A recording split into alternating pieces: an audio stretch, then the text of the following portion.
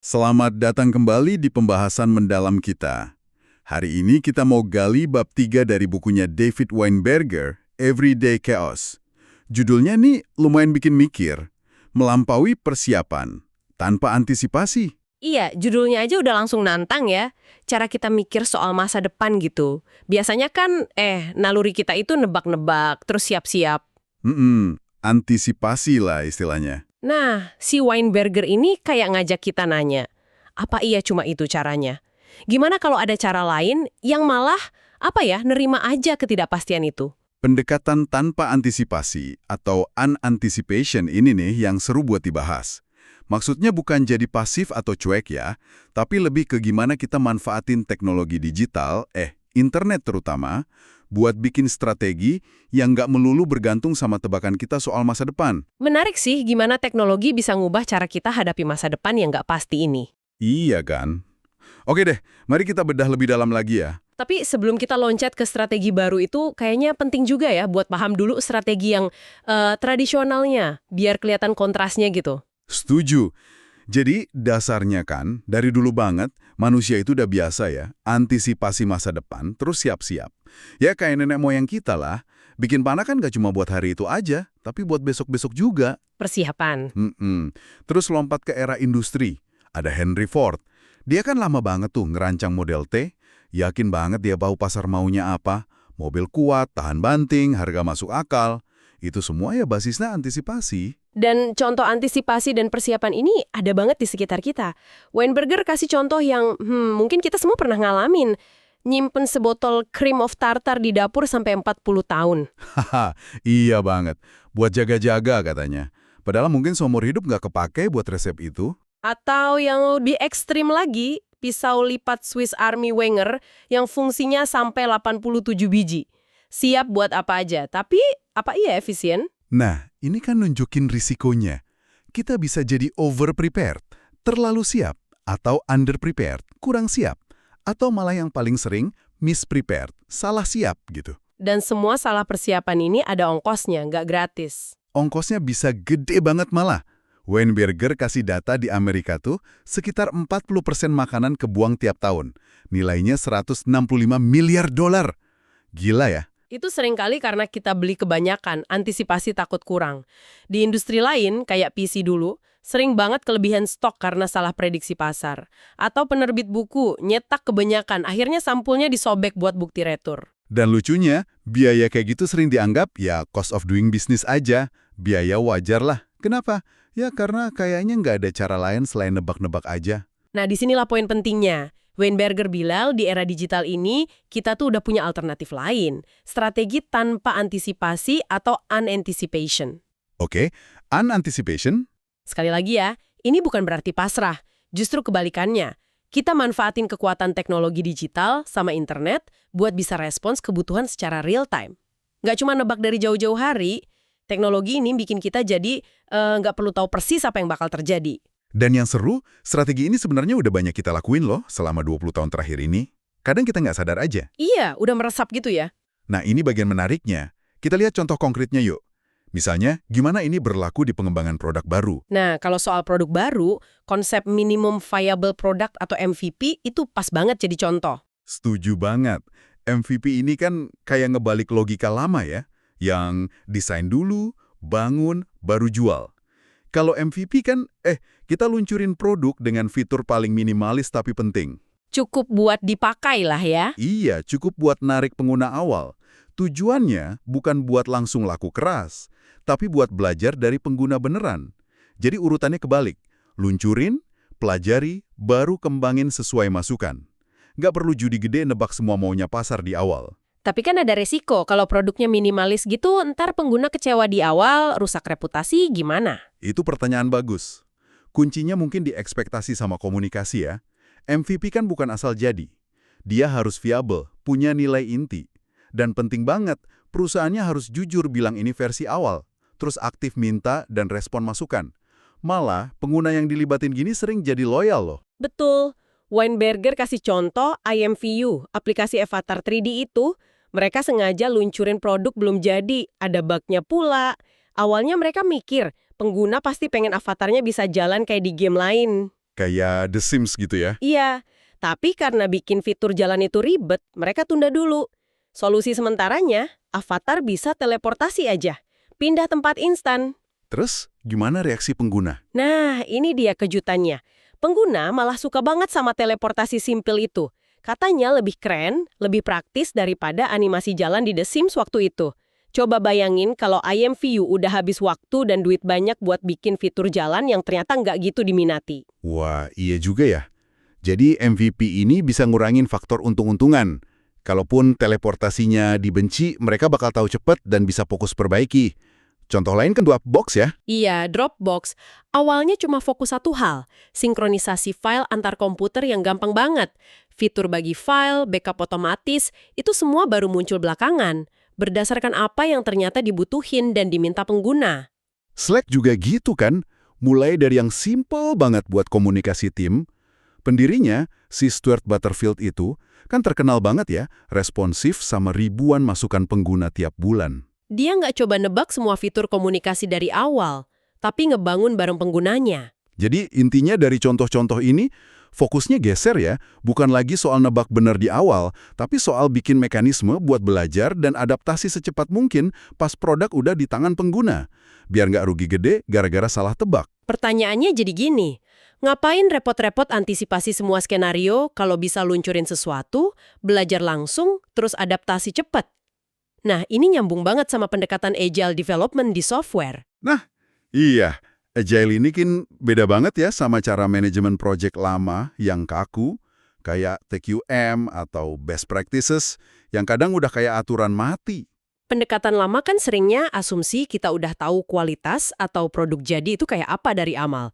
Tugas kita cuma eksekusi rencana sesempurna mungkin. Sementara MVP dan Agile ini justru nantang asumsi itu.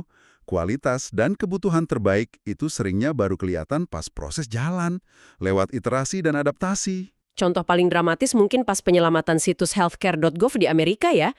Ingat nggak situs daftar asuransi itu kan awalnya gagal total pas launching? Oh iya ya, yang heboh itu kan dibangun pakai cara lama, mahal, banyak rencana di muka. Betul, terus siapa yang nyelamatin?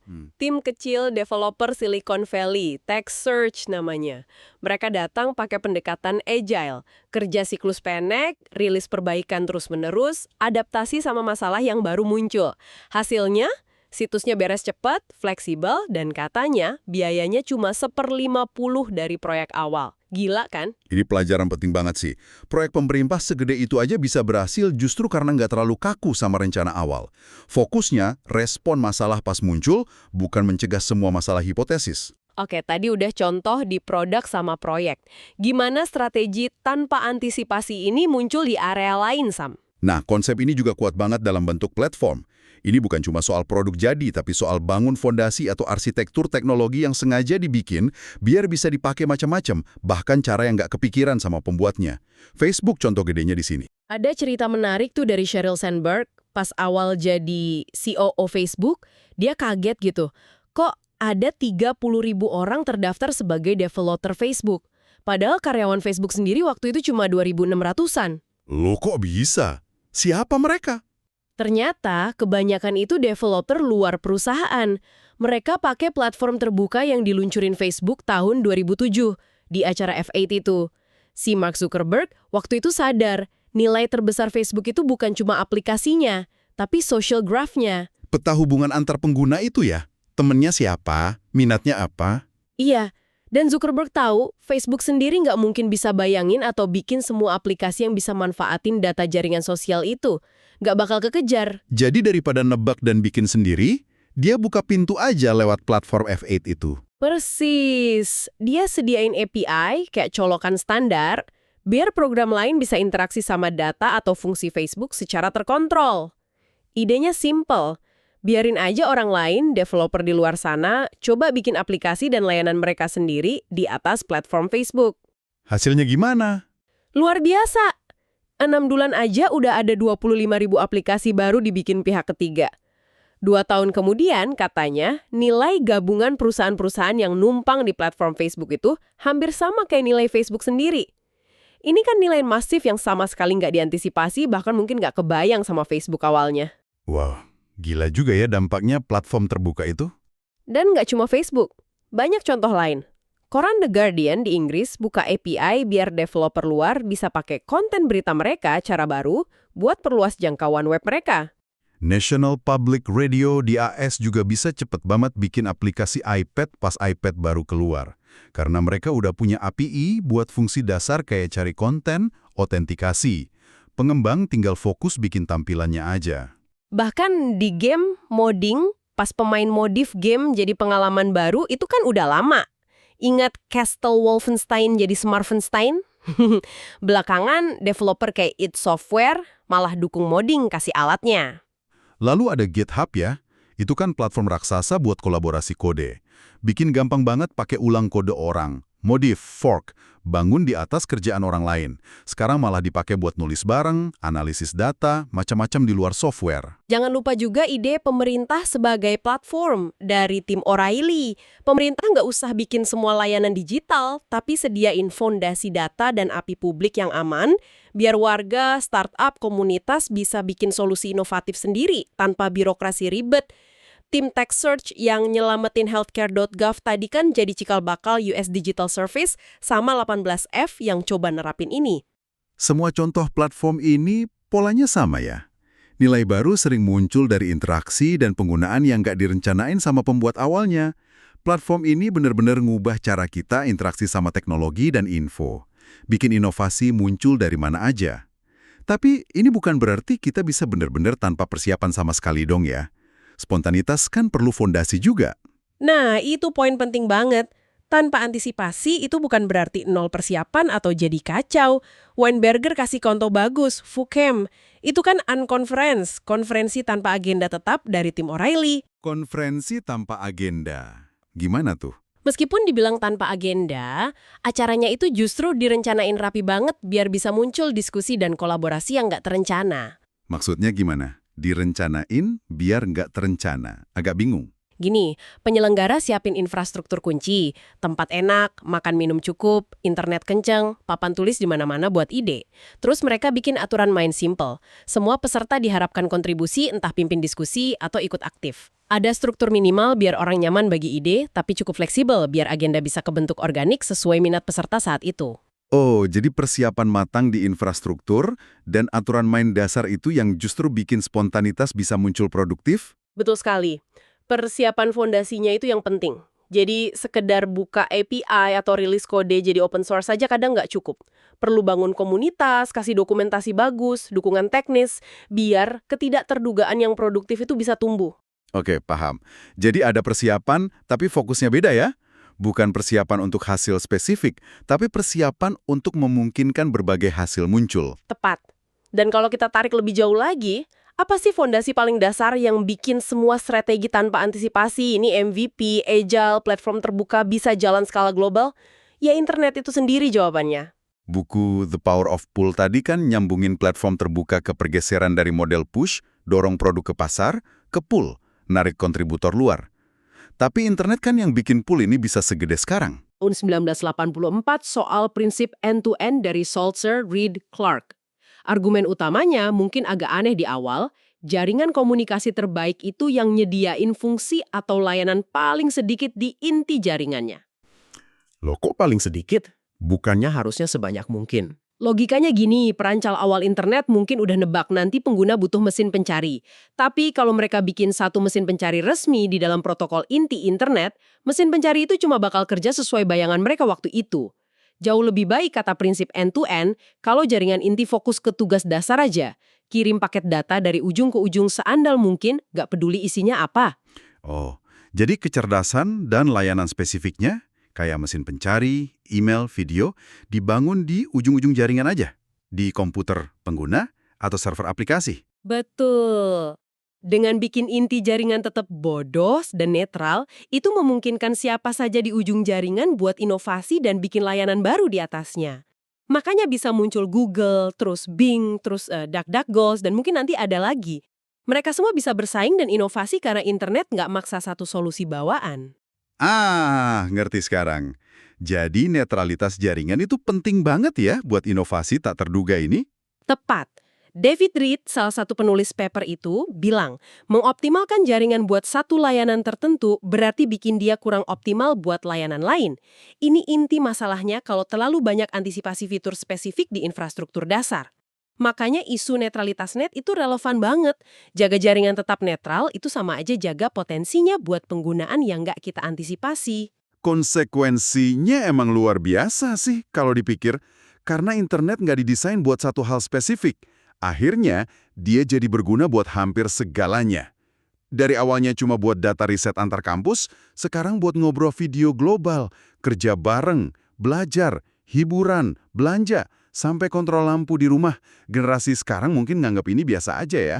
Pelajaran utamanya di sini, strategi tanpa antisipasi yang ada di desain internet itu sendiri, ternyata bisa ciptain kemungkinan yang jauh lebih luas dan kaya daripada strategi yang coba nebak dan rencanain semua di awal. Kita nggak perlu lagi selalu bayar mahal buat salah prediksi. Kita bisa bangun sesuatu produk, platform, infrastructure, bukan cuma buat kebutuhan yang kita tebak sekarang, tapi juga buat kebutuhan dan penggunaan yang bakal diciptain sama penggunanya nanti. Ini benar-benar ngubah cara pandang ya. Batasan kaku, ini buat itu jadi sempit banget. Sesuatu bisa aja nemu guna baru yang nggak kepikiran sama penciptanya. Interaksi jadi lebih bebas, lebih mungkin, lebih kompleks. Jadi, apa artinya ini buat Anda yang dengerin? Mungkin artinya kita nggak usah terlalu stres harus bisa nebak masa depan dengan sempurna. Kita bisa fokus gimana buka pintu buat lebih banyak kemungkinan, bangun sistem yang bisa belajar dan adaptasi, dan gimana kita bisa ciptain masa depan bareng-bareng, seringnya dengan cara yang nggak terduga. Rasanya ini pergeseran cara pandang yang cukup fundamental ya, dari model perencanaan tradisional. Tentu saja. Bab ini kan nunjukin pergerakan dari strategi antisipasi dan persiapan ala Henry Ford yang coba kendaliin masa depan ke strategi tanpa antisipasi. Strategi baru ini bisa jalan karena ada MVP, agile, platform terbuka, dan paling dasar karena arsitektur internet yang sengaja nggak membatasi penggunaan masa depan. Jadi, bukan berarti cuek sama masa depan ya, tapi lebih ke nerima kompleksitas dan ketidakpastian. Daripada mati-matian ngendaliin masa depan dengan nebak yang makin susah di dunia sekarang, kita bisa fokus ciptain kondisi, infrastruktur, budaya yang bikin masa depan lebih baik, seringkali tak terduga bisa muncul. Contoh-contoh tadi, IMVU nemu fitur tak terduga, healthcare.gov diselamatin tim Agile, Facebook nilainya berlipat karena inovasi luar, itu semua nunjukin kekuatan pendekatan yang lebih adaptif dan terbuka ini. Dunia kita emang makin nyambung, makin kompleks, perubahannya makin cepat. Mungkin benar juga ya, coba prediksi dan kontrol semua dari awal itu bukan lagi strategi paling efektif, baik buat bisnis, pemerintahan, atau bahkan hidup kita sehari-hari. Teknologi udah kasih kita alat baru buat lebih adaptif, belajar lebih cepat dari pengalaman, dan manfaatin kecerdasan kolektif di jaringan. Dan ini dampaknya bisa lebih luas dari sekedar teknologi atau bisnis loh, bisa ke cara kita jalani hidup. Gimana kalau kita bisa kurangin sedikit rasa cemas soal masa depan dengan nggak terlalu fokus siapin diri buat tiap kemungkinan buruk. Sebaliknya, lebih fokus gimana ciptain peluang, bangun hubungan kuat, dan kembangin kemampuan kita buat respons kreatif terhadap apapun yang datang. Itu pertanyaan yang dalam banget sih buat direnungin masing-masing. Nah, sebagai penutup nih, saya mau tinggalin satu pemikiran provokatif dari Weinberger di bab ini. Dia nantang kita mikir, seberapa besar sih potensi, seberapa banyak nilai yang mungkin kita lewatin pas kita terlalu kaku sama rencana yang udah rapih. Di dunia yang penuh kemungkinan tak terduga ini, mungkin strategi terbaik bukan punya peta paling detil ke satu tujuan pasti. Tapi, Mungkin strategi terbaik itu punya kompas yang bagus, prinsip atau nilai yang kita pegang, sama keberanian dan kelincahan buat jelajahi jalur baru yang belum ada, yang mungkin baru kelihatan pas kita mulai jalan. Jadi, pertanyaan buat Anda semua, apa platform tanpa antisipasi kecil atau besar yang bisa Anda mulai bangun di kerjaan atau hidup Anda sendiri buat buka kemungkinan baru yang belum kepikiran?